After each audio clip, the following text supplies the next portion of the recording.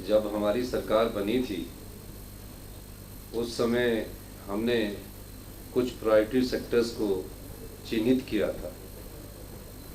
हमने हिमाचल प्रदेश की इकॉनमी को कैसे आगे बढ़ाना है, कैसे अर्थव्यवस्था को मजबूती देनी है, उन फैक्टर को हमने आइडेंटिफाई किया और यहाँ की प्राकृतिक और जलवायु को देखकर हमारा सबसे ज़्यादा थ्रस्ट हमारी सरकार का टूरिज्म सेक्टर को लेकर शुरू हुआ। और मुझे ये बताते हुए खुशी हो रही है कि जो हमने सरकार बनने के बाद इनिशिएटिव लिए उसमें कांगड़ा को tourism capital of the state हमने घोषित किया। उस दिशा में हमने काफ़ी प्रगति की है और पूरे हिमाचल प्रदेश में टूरिज्म को हमने अपने प्रायोरिटी सेक्टर के पहले स्थान पर रखा है। दूसरा स्थान हमने हाइड्रो को दिया है, तीसरा रिन्यूएबल एनर्जी को दिया है। तो कई चीज़ें जोड़कर हमारी सरकार ने बजट का एलोकेशन किया। इस संदर्भ में पैराग्लाइडिंग एसोसिएशन द्वारा जो वर्ल्ड कप का हमारा आयोजन हो रहा है वो भी एक प्रयास है। 2 से 9 नवंबर तक पैराग्लाइडिंग का 7 दिन का ये हमारा कार्यक्रम है। इस समय 40 से 45 पूरे विश्व के देश इसमें पार्टिसिपेट करेंगे और बीड़ बिलिंग की साइट को पूरे विश्व में सबसे अच्छी साइट माना जाता है। ये पैराग्लाइडिंग ग्लाइडर्स के लिए एक स्वर्ग की तरह है। हर एक पैराग्लाइडर पूरे विश्व का इस बीड़ बिलिंग में पैराग्लाइडिंग करना चाहता है। इस दृष्टि से भी जब इसका आयोजन मैंने पिछले वर्ष देखा उस समय भी जापान और 2-3 देशों के प्रतिनिधि आए तो हमने इसको लार्जर स्केल में करने की ठानी। और मैं अनुराग शर्मा जी को धन्यवाद करना चाहूँगा।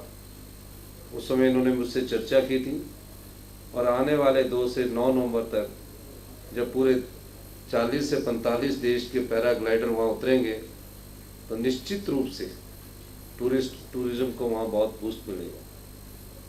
टूरिज्म की दृष्टि से हिमाचल प्रदेश में जल्दी ही हमारे 5 हेलीपोर्ट्स पे कार्य शुरू हो चुका है। पूरे डिस्ट्रिक्ट हेडक्वार्टर्स को हम हेलीपोर्ट से जोड़ने का हमने प्रयास शुरू किया है। और जल्दी ही अभी पालमपुर में और चंबा में नए हमारे हेलीपोर्ट बनने जा रहे हैं। और शिमला के जो हेलीपोर्ट है जो 2.5 साल से अधूरा बन चुका है लेकिन उसकी DGCA से अप्रूवल नहीं है, जल्दी भी यहाँ से भी हेलीकॉप्टर सेवा शुरू की जाएगी। और रोड कंस्ट्रक्शंस के दृष्टि से भी हम NHAI के साथ संपर्क में हैं और जल्दी ही जब हमारे 4 लेनिंग कैथली घाट शकराला और शकराला ढली वाली पूरी होगी तो एक टूरिज्म स्पॉट वहाँ भी बनेगा। तो इस बहुत ऊंचाई पर एक पुल हम बनाने जा रहे हैं ग्लास उसमें। तो ये सब चीज़ें टूरिज्म पॉइंट ऑफ व्यू से विकसित की जा रही है। ये सोच हमने NHAI के साथ भी अपनी प्रदर्शित की है और निश्चित रूप से अभी क्रूज स्टार्ट किया है बिलासपुर में हमने। और बंगाना के जो हमारे पॉन्ड्स हैं, जो हमारे वाटर बॉडीज़ है, वहाँ भी हम सारी टूरिज्म की एक्टिविटीज़ को शुरू करने जा रहे हैं। हॉट बैलून की एक्टिविटीज़ हम पौंग के एरिया में करने जा रहे हैं। और इस दृष्टि से मैं पर्यटन पर इसलिए आपका ध्यान डालना चाह रहा हूँ कि पैराग्लाइडिंग जो है ये एडवेंचर स्पोर्ट्स में आता है और मेन आज इसका मकसद सिर्फ पैराग्लाइडिंग से ही संबंधित ना होकर कि हिमाचल हिंदुस्तान का कब से सबसे सुंदर टूरिस्ट प्लेस बने, इस दृष्टि से भी हमारी सरकार ने कई इनिशिएटिव लिए हैं। हमने टूरिस्ट सीजन में हमने शॉपकीपर्स को ये कहा है कि आप जब चाहे आप अपनी शॉप को खुला रख सकते हैं। ये वॉलंटरली है, आप चाहे तो बंद करें या चाहे तो रात के 2 बजे तक खोल सकते हैं। कोई आपको पुलिस तंग नहीं करेगी, कोई रिस्ट्रिक्शंस आपके ऊपर नहीं रहेगी। चाहे शिमला में थी, चाहे डलहौजी में था, चाहे मनाली में था, चाहे कसौली में था, कोई भी शहर थे, हमने उसको ओपन किया है। और आने वाले समय में 3-4 महीने में आप और इसमें चेंजिंग देखेंगे और निश्चित रूप से 2027 में हम हिमाचल प्रदेश को आत्मनिर्भर करेंगे और 2032 में हिमाचल प्रदेश हिंदुस्तान का सबसे समृद्धशाली और अमीर राज्य बने। इस दृष्टि से हमने जो बजट भी प्रस्तुत किया है उसमें इसकी फाउंडेशन और आधारशिला को हमने रखा है।